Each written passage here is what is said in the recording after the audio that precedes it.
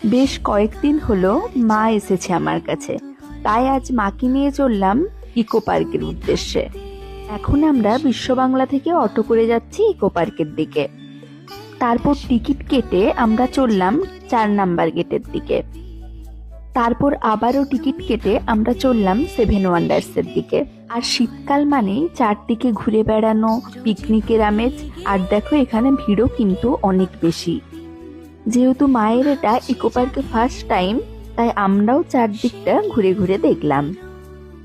আর সত্যি বলতে কি, চারদিকে যেন আলাদাই এক আমেজ।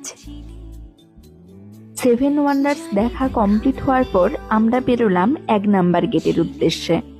আর ইকো পার্কের সব থেকে সুন্দর রাস্তার মধ্যে লাগে আমার এই জায়গাটা। ইকো পার্ক রিলেটেড কিছু ইনফরমেশন আর ফুল ভিডিও আসছে খুব তাড়াতাড়ি। So thanks for watching guys.